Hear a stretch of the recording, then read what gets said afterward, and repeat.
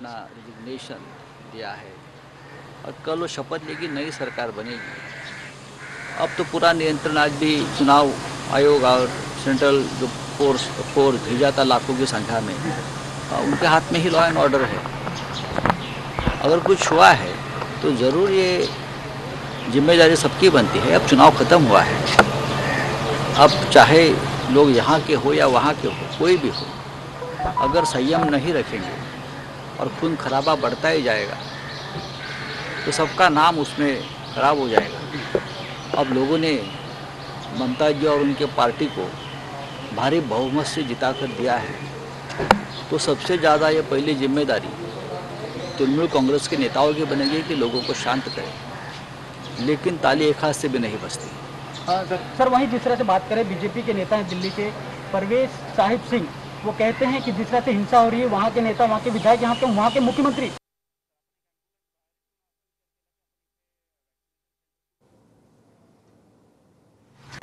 तो सबसे ज़्यादा ये पहली जिम्मेदारी तृणमूल कांग्रेस के नेताओं की बनेगी कि लोगों को शांत करें। लेकिन ताली एक हाथ से भी नहीं बजती। हाँ सर, वहीं जिस तरह से बात करें, बीजेपी के नेता हैं दिल्ली के परवेज साहिब सिंह, वो कहते हैं कि जिस तरह से हिंसा हो रही है, वहाँ के नेता, वहाँ के विधायक, यहाँ के वहाँ के मुख्यमंत्री ना भूले कि आज एक बार उनको भी दिल दिया है। अब इसी प्रकार की भाषा का इस्तेमाल दोनों तरफ से होगा। पश्चिम बंगाल का इतिहास राजनीतिक हमेशा इस तरह से राजनीतिक हिंसा का रहा है। उसमें से कोई भी पार्टी अछूत नहीं है, ये सबको मालूम है। लेकिन आज देश की हालत ऐसी है, कोरोना या और भी कुछ बातें हैं, देश की हालत ऐसी है, तो ये सब भूलकर हम एक साथ काम करने की जरूरत है। तो वही पश्चिम बंगाल सर, वही पश्चिम बंगाल के नेता जो है ममता बनर्जी कहा है कि 2024 का जो लोकसभा चुनाव आ रहा है, सारे विपक्ष नेता एकजुट होकर लड़े। तो आपको क्या लगता है, एक साथ होकर लड़ना चाहिए? देखिए, ये बात तो हमने बहुत बार रखी है, हमारे पार्टी की तरफ से भी। आदरणीय उद्धव ठाकरे जी ने भी ये बात रखी है, सबको एक साथ आकर लड़ना होगा। आपको मालूम है, शरद पवार साहब ने यह बात रखी है महाराष्ट्र से। अब ममता जी के इस चुनाव के बाद जिस तरह का उनको निर्णय मिला है पश्चिम बंगाल की जनता से, मुझे लगता है कि उसका आदर जो है करना चाहिए। और पूरा देश की भावना है जो बंगाल में उमटी है, पूरे देश की भावना है। जिस तरह से पूरा केंद्र सरकार, पूरी बीजेपी, पूरी सत्ता, पूरा पैसा, पूरी सेंट्रल एजेंसी वहाँ लगी थी ममता को हराने में, तो वो सबको धुन में मिलाकर ममता जी अगर जीती है तो मैं मानता हूँ ये देश के मन की बात पश्चिम बंगाल की भूमि से सामने आई है। तो ये एक जनादेश भी है, एक आदेश भी है कि सभी जो बीजेपी विरोधी है उनका कोई फ्रंट बने अच्छा, और 2024 के चुनाव में हम एक साथ चुनाव लड़े। लेकिन अब उसके लिए अब उसका नेतृत्व कौन करता है वो देखना पड़ेगा। दिल्ली में बैठकर कौन समय दे पाता है ये सब कामों के लिए, ये भी देखना पड़ेगा। पश्चिम बंगालमध्ये हिंसाचार सुरू असल्याच्या बातम्या फार दुःखद आहेत, चिंताजनक आहेत। खरं म्हणजे पश्चिम बंगालच्या जनतेनं ममता बॅनर्जी यांना जोरदार बहुमत प्राप्त करून दिलं आहे। म्हणजे पश्चिम बंगालचा जो निर्णय आहे हा एक ऐतिहासिक आणि क्रांतिकारक निर्णय आहे लोकांनी दिलेला। ही देशाच्या मनातली भावना तिकडे उमटलेली आहे। असं असताना आता दोन्ही बाजूनी संयम राखणं गरजेचं आहे। विशेषतः जो पक्ष सत्तेवर असतो हे त्यांचं काम असतं। मग तसं पाहिलं तर केंद्रात भाजपची सत्ता आहे आणि पश्चिम बंगालमध्ये ममता बॅनर्जी यांच्या पक्षाची सत्ता आहे। त्याच्यामुळे दोघांनाही संयमानं काम घ्यावं लागेल। पण दुर्दैवानं पश्चिम बंगालचा राजकीय इतिहास हा नेहमीच रक्तरंजित आणि हिंसाचारानं भरलेला आहे।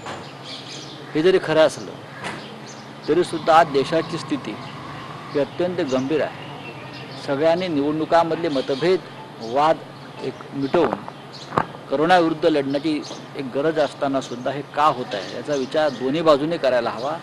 एकमेकांना धमक्या इशारे देणं थांबवायला पाहिजे। निवडणुका संपल्यावर हे सगळं वादळ जेव्हा संपतं तेव्हा नवीन पर्वाला सुरुवात होते। दुर्दैवानं पश्चिम बंगालमधल्या हिंसाचाराला जर कोणी खतपाणी घालत असेल ते खतपाणी घालणारे पश्चिम बंगालमधले आहेत की बाहेरून कोणी त्यांना उत्तेजन देत आहे ते सुद्धा पाहावं लागेल. धन्यवाद. सर आदर पुनाला जिस तरह से उन्होंने बीच में खबर आई थी कि आदर पुनाला कह रहे कि वो देश छोड़ के चले गए.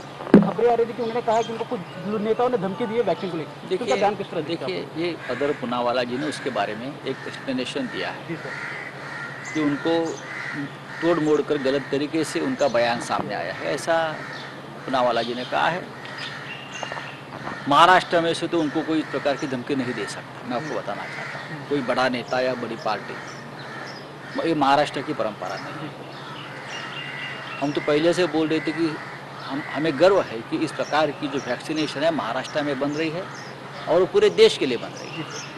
कि देश की बात तो हमारे तरफ से या और कोई पॉलिटिकल पार्टी की तरफ से और जिसने इस प्रकार की बात रखी अपने चैनल पर उनको तो माफ़ी मांगनी पड़ी है.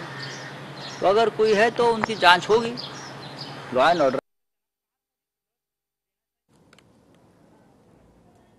हमें गर्व है कि इस प्रकार की जो वैक्सीनेशन है महाराष्ट्र में बन रही है और पूरे देश के लिए बन रही है.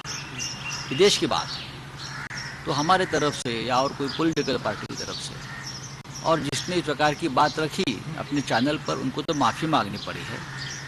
तो अगर कोई है तो उनकी जांच होगी.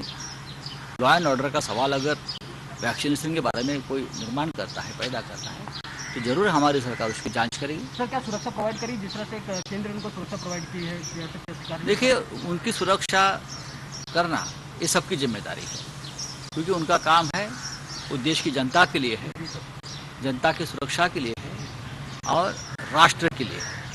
तो ऐसे व्यक्ती की सुरक्षा करना हे हमारा फर्ज है. बोला आदर पुन्हा ज्या प्रकारे त्यांनी सांगितलं त्यांच्यावर धमकी घेतलेली आहे. पहा की जर अशा प्रकारच्या धमक्यांसंदर्भात जर स्वतः आदर पुनावाला यांनी काही वक्तव्य केलं असेल तर ते गंभीर आहे. खरं म्हणजे महाराष्ट्रातून अशा प्रकारचा कोणीही त्यांना धमक्या देणार नाही. महाराष्ट्राची परंपराच नाही. किंबहुना महाराष्ट्राला सतत या गोष्टीचा गर्व राहिला की देशाची आरोग्यविषयक सुरक्षा निर्माण करणारे किंवा देशाला आरोग्य विषयक कवचकुंडल निर्माण करणारी जी लस आहे त्याची निर्मिती ही महाराष्ट्रात होते देशासाठी. ही एक राष्ट्रभक्तीची भावना महाराष्ट्राच्या मनात कायम राहिली.